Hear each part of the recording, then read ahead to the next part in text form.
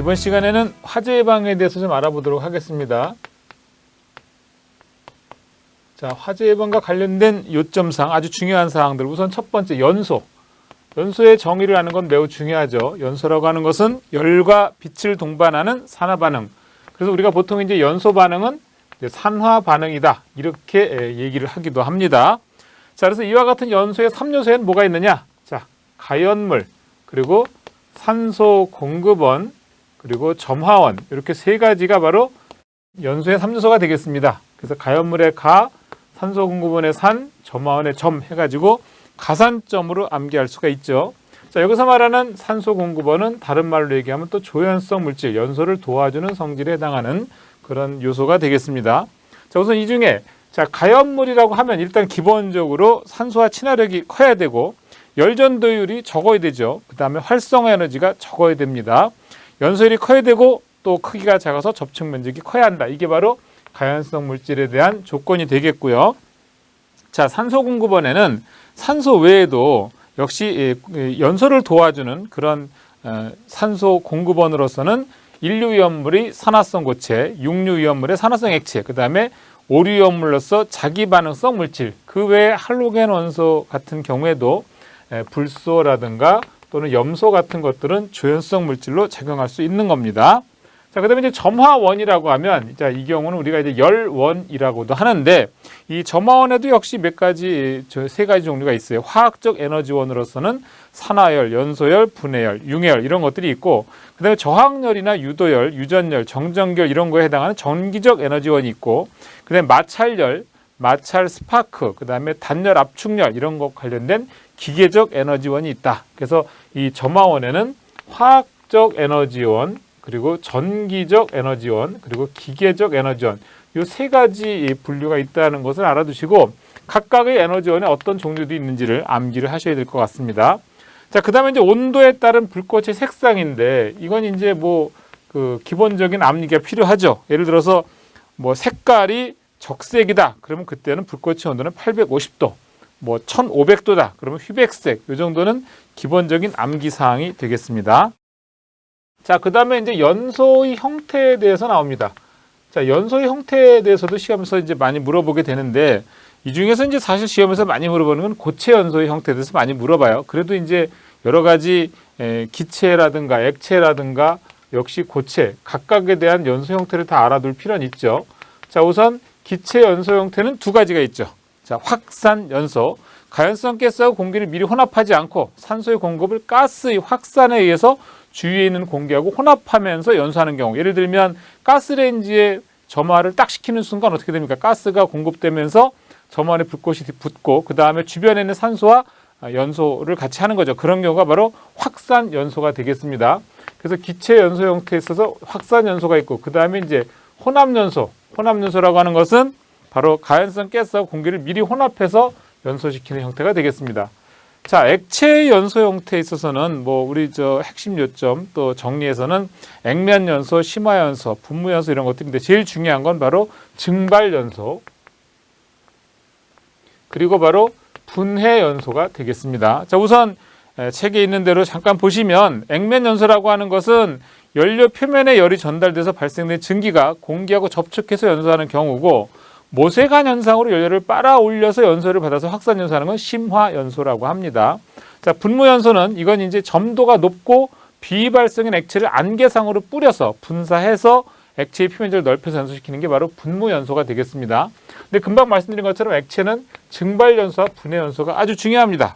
자, 액체는 어떻든 그 유증기에서 불이 붙는 거거든요. 그게 바로 증발 연소가 되겠고, 그 다음에 비휘발성이거나 또는 끓는 점이 높은 그런 가연성 액체, 예를 들면 석유 또는 경유 이런 것들을 말하는 거예요. 자, 이런 경우에는 결국은 열분해를 통해서 탄소가 석출되면서 연소하게 되는데, 중유, 타르 이런 거죠. 그래서 이런 것들은 바로 분해 연소가 된다. 분해 연소.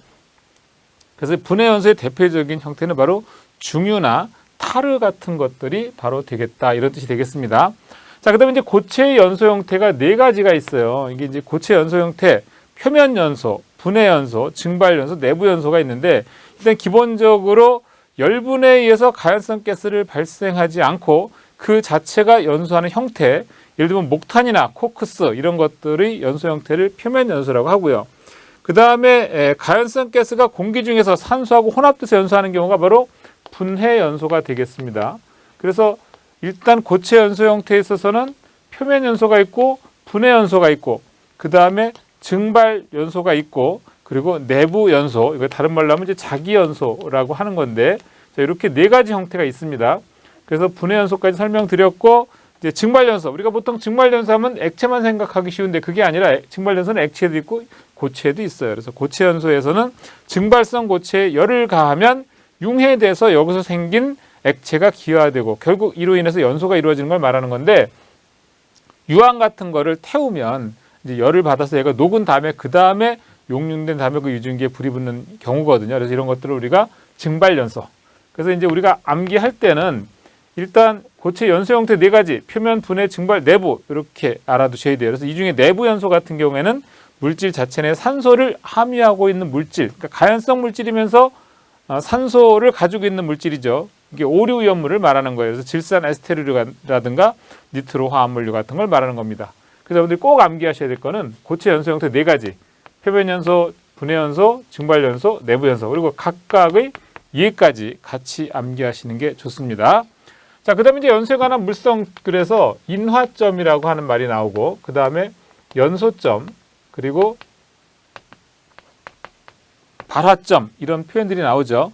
자, 우선 인화점이라고 하면 가연성 액체를 가열하게 되면 그때 액체 표면에 점화원을 주었을 때, 점화원이 있을 때 연소가 일어나는 최저 온도, 그게 바로 인화점이고, 요 연소점은 인화점보다 조금 더 높은 온도예요. 그래서 이게 그 아무래도 상온에서 액체 상태로 존재하는 가연성 물질의 연소 상태를 5초 이상 유지시키기 위한 그런 점화원을 딱 띄어도 연소를 계속하는 그런 포인트가 바로 연소점이 되겠습니다. 자, 발화점 같은 경우에는 점화원을 부여하지 않고 그냥 가열해서 불이 붙는 최저 온도, 그게 바로 발화점이라고 보시면 되겠습니다.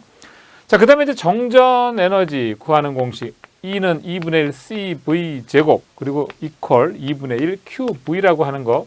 이 공식은 굉장히 많이 나오죠. 그래서 정전기 에너지 구하는 공식 이것도 암기하셔야 됩니다. 그래서 여기서 E는 에너지라고 하는 것이고 C는 여기서 뭐냐면 정전 용량이 되겠고 그 다음에 V는 전압이 되겠습니다. 자, 이거 공식 암기하시기 바랍니다. 자, 그 다음에 나오는 게 이제 자연 발화에 대해서 나와요. 자연 발화는 일종의 그 분류 형태, 자연 발화의 원인에 따른 그런 형태를 좀 알아두는 게 되게 중요합니다. 예를 들면 이런 거예요. 자, 건성류나 반건성류는 자연 발화 원인이 뭐냐? 그러면 산화열이다.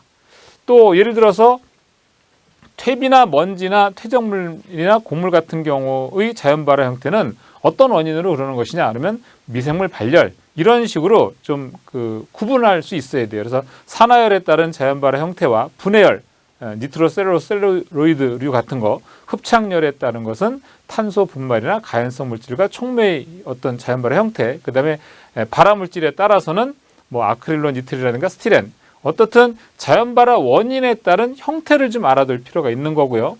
자, 이와 같은 자연 발화라고 하는 것은 저희가 사실 자연 발화하고 발화는 틀려요. 여기서 말하는 발화는 그냥 외부에서 가열에 의해서 불이 붙는 최저 온도를 말하는 건데 이 자연 발화는 오랜 시간 열의 축적에 의해서 불이 붙는 것을 자연 발화라고 합니다. 그래서 자연 발화를 예방하기 위한 대책이 시험에서 굉장히 많이 나와요. 그래서 일단 첫 번째, 열의 축적을 방지한다. 두 번째, 온도 상승을 방지한다. 이게는 저온을 유지하라는 뜻이에요. 그 다음에 습도를 낮게 유지한다. 이 세 가지가 매우 중요합니다. 그래서 자연 발화 예방 대책 물어보면 통풍을 통해서 통풍이 잘 되게 해서 열의 축적을 방지하고, 두 번째 온도 상승을 방지함으로써 저온을 유지하고, 세 번째 습도를 낮게 유지하는 것이 중요하게 되겠습니다. 자, 그 다음에 또 한 가지 이제 중요한 공식이 나오죠. 혼합가스 폭발 범위 구하는 식인데 바로 르샤틀리에의 그 법칙이죠. 르샤틀리에 의한 혼합가스 폭발 범위를 구하는 식. 이게 굉장히 중요합니다. 그래서 A라는 가스와 B라는 가스가 이게 혼합되어 있을 때 이 혼합가스의 연소 범위는 어떻게 구하느냐라고 물어보는 거죠. 이제 우리 교재에서는 1, 2, 3으로 표시했죠. 1, 2, 3.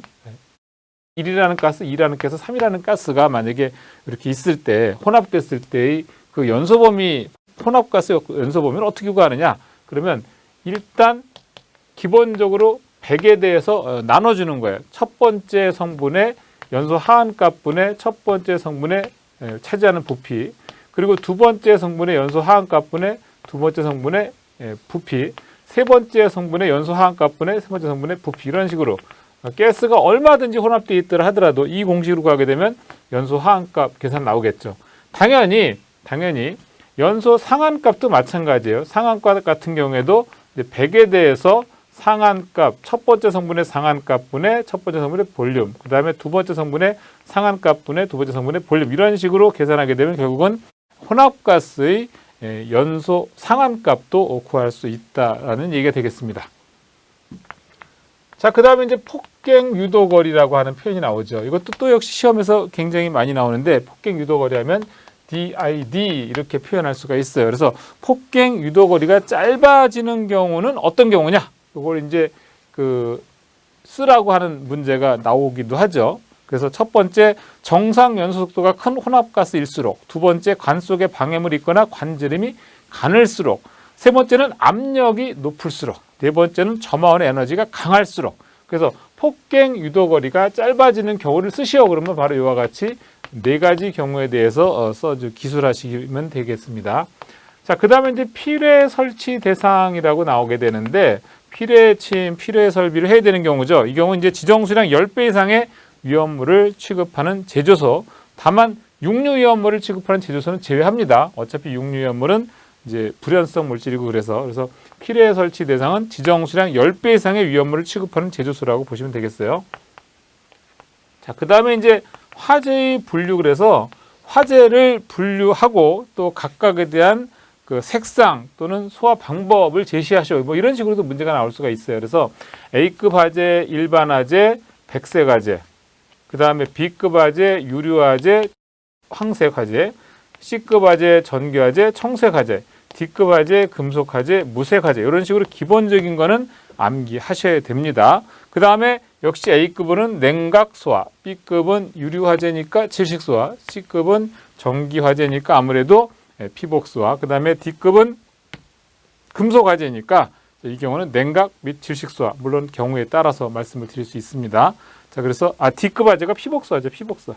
이 경우는 이제 나중에 이제 위험물 유별 3류 이런 거 보시면 금속의 경우에는 팽창 진점이나 팽창 질소 이런 걸로 피복 소화한다는 얘기예요. C급 화재도 이 경우도 이제 질식 소화가 되는 거고, 그래서 F급 화재, 식용유 화재에 대해서는 이거 이제 냉각 및 질식 소화가 되는 거예요. 식용유 화재는 이 경우는 같은 유류를 하더라도 B급에는 유류 화재하고는 연소하는 형태가 달라지기 때문에 식용유 화재는 냉각 및 질식 소화, 이렇게 구별하시면 되겠습니다. 자, 그 다음에 이제 시험에서 또 많이 나올 만한 게 뭐냐면 용어예요, 용어. 뭐냐면 유류 탱크나 가스 탱크에서 발생하는 폭발 현상에 대해서 물어보는 경우가 많이 있거든요. 그래서 어떤 경우냐, 일단 기본적으로 보일오버. 자, 문제에서 보일오버에 대해서 설명하시오, 또는 슬럽 오버에 대해서 설명하시오, 이런 식으로 문제가 나올 수도 있거든요. 그래서 보일오버라고 하는 것은 연소 유면으로부터 100도 이상의 열파가 탱크 저부, 탱크 바닥이죠. 탱크 바닥에 고여있는 물을 비등하게 하면서 연소를 탱크 밖으로 비산시키는 현상, 이게 바로 이제 보일 오버가 되겠고, 슬럽 오버라고 하는 것은 물이, 그러니까 이거는 이제 보일 오버하고는 달라요. 보일 오버는 애초에 탱크 바닥에 있는 물을 불이 붙어서 이게 뜨거운 연료층이 내려오면서 이 바닥에 있는 물을 때려서 기름이 넘치는 현상이 보일 오버고, 슬럽 오버는 타고 있는 연소에 물이 들어가는 경우예요. 다른 경우에 둘이는 보일 오버하고 슬럽 오버는 다릅니다. 그래서 슬럽 오버는 물이 연소의 표면에, 뜨거운 표면에 들어갈 때 기름 표면에서 이게 끌어 넘쳐서 화재가 발생하는 현상을 슬럽 오버라고 하는 거고, 보일 오버는 애초에 탱크 바닥에는 물을 때려서 바깥으로 끌어 넘치게 하는 현상을 보일 오버다, 이렇게 구별하셔야 됩니다. 자, 그 다음에 나오는 것이 이제 블리브예요. 블리브. 자, 블리브는 뭐냐 하면 브레이브라고도 하고요. 보일링 리퀴드 익스펜딩 베이퍼 익스플로전, BLEV 이렇게 쓰는데, 이거는 영어 표현 그대로입니다. 끓고 있는 액체가 팽창해서 증기화돼서 폭발하는 현상, 이게 바로 블레이브 현상입니다. 그래서 우리 교재에 있는 것대로 보시면 액화가스 탱크 주위에서 화재 등이 발생해서 기상부의 탱크 강판이 국부적으로 가열되면 그 부분의 강도가 약해져서 그로 인해서 탱크가 파열된다. 이때 내부에서 가열된 액화가스가 급격히 유출 팽창돼서 화구를 형성하면서 폭발하는 현상이다. 이게 바로 레이브가 되겠습니다. 자, 그 다음에 이제 증기운 폭발이라고 나오죠.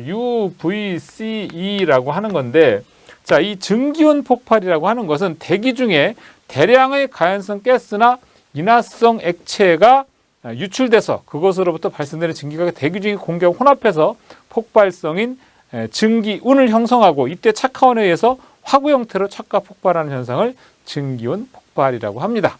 자, 그 다음에 이제 플러스오버라고 하는 게 나오죠. 탱크 속의 물이 점성을 가진 뜨거운 기름의 표면 아래서 끓을 때 기름이 넘쳐 흐르는 현상.